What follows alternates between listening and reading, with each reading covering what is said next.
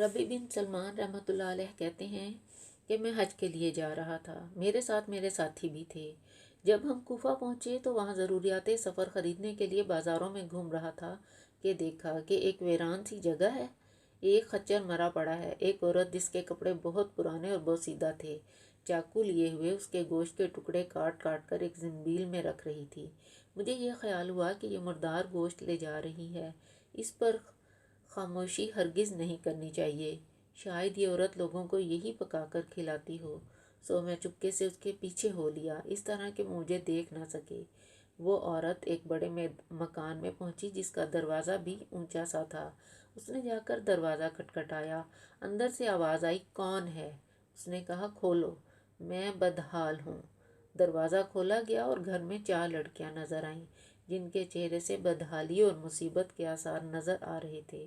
وہ عورت اندر آ گئی اور زنبیل ان لڑکیوں کے سامنے رکھ دی۔ میں کواڑوں کی درزوں سے جھانک رہا تھا۔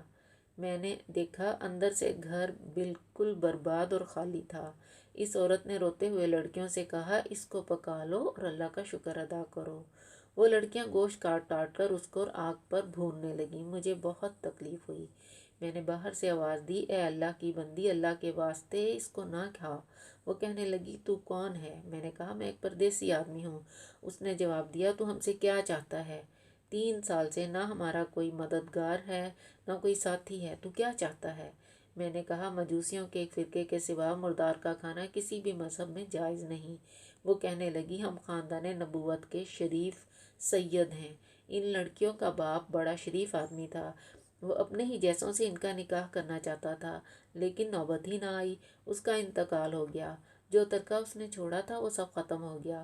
ہمیں معلوم ہے کہ مردار کھانا جائز نہیں، لیکن اضطرار میں جائز ہوتا ہے۔ ہمارا 4 دن کا فاقہ ہے۔ ربیع کہتے ہیں کہ ان کے حالات سن کر میں بے چین ہو گیا اور اپنے ساتھیوں سے آ کر کہا، میرا تو حج کا ارادہ نہیں رہا۔ سب نے سمجھایا لیکن میں نے کسی کی نہیں سنی۔ میں نے اپنے کپڑے اور احرام کی چادریں اور جو سامان میرے ساتھ تھا وہ سب لیا اور نقد 600 درہم تھے وہ لیے۔ ان سے 100 درہم کا آٹا خریدا اور باقی درہم آٹے میں چھپا کر اس بڑھیا کے گھر پہنچا اور یہ سب اور سامان اور آٹا اس کو دیا۔ اس نے شکریہ ادا کیا اور کہنے لگی، اے ابن سلیمان، اللہ تیرے اگلے پچھلے گناہ معاف کرے اور تجھے حج کا ثواب عطا کرے اور اپنی جنت میں تجھے جگہ عطا فرمائے اور ایسا بدل عطا فرمائے جو تجھے بھی ظاہر ہو جائے۔ ربیع کہتے ہیں کہ حج کا قافلہ روانہ ہو گیا۔ میں ان کے استقبال کے لیے کوفہ میں ہی رکا رہا تاکہ ان سے اپنے لیے دعا بھی کرواؤں۔ جب حجاج کا ایک قافلہ میری آنکھوں کے سامنے سے گزرا تو مجھے اپنے حج سے محروم رہ جانے پر بہت افسوس ہوا اور رنج سے میرے آنسو نکل آئے۔ جب میں ان سے ملا تو میں نے کہا، اللہ تعالیٰ تمہارا حج قبول کرے اور تمہارے اخراجات کا تمہیں بدلہ عطا فرمائے۔ ان میں سے ایک نے کہا، یہ کیسی دعا ہے؟ میں نے کہا، اس شخص کی دعا جو دروازے تک کی حاضری سے محروم ہو۔ وہ کہنے لگے، بڑے تعجب کی بات ہے، اب تو اس سے بھی انکار کرتا ہے کہ تو ہمارے ساتھ عرفات کے میدان میں نہ تھا، تو نے ہمارے ساتھ رمی جمرات نہیں کی، تو نے ہمارے ساتھ طواف نہیں کیا۔ میں نے اپنے دل میں سوچا، یہ اللہ کا لطف ہے، اتنے میں شہر کے حاجیوں کا قافلہ آ گیا۔ میں نے کہا، اللہ تعالیٰ تمہاری سعی مشکور فرمائے، تمہارا حج قبول فرمائے۔ تو وہ بھی کہنے لگے، تو ہمارے ساتھ عرفات میں نہیں تھا، رمی جمرات نہیں کی تو نے ہمارے ساتھ، اب تو انکار کر رہا ہے۔ ان میں سے ایک شخص آگے بڑھا اور کہنے لگا، بھائی انکار کیوں کرتے ہو؟ تم ہمارے ساتھ مکہ میں نہیں تھے یا مدینہ میں نہیں تھے جب ہم قبر اطہر کی زیارت کر کے باب جبرائیل سے باہر کو آ رہے تھے۔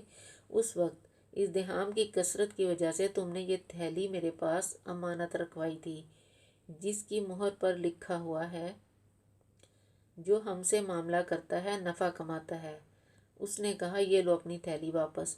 ربیع رحمۃ اللہ علیہ کہتے ہیں، میں نے اس تھیلی کو پہلے کبھی نہیں دیکھا تھا۔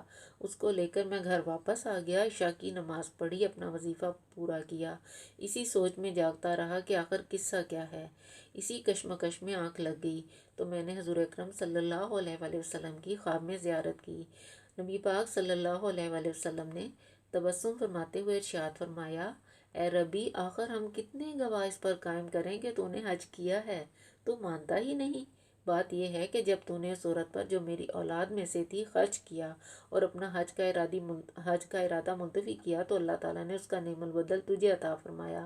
اللہ تعالیٰ نے ایک فرشتہ تیری صورت بنا کر اس کو حکم دیا کہ وہ قیامت تک ہر سال تیری طرف سے حج کیا کرے، اور دنیا میں تجھے یہ عوض دیا کہ 600 درہم کے بدلے 600 دینار یعنی اشرفیاں عطا کی۔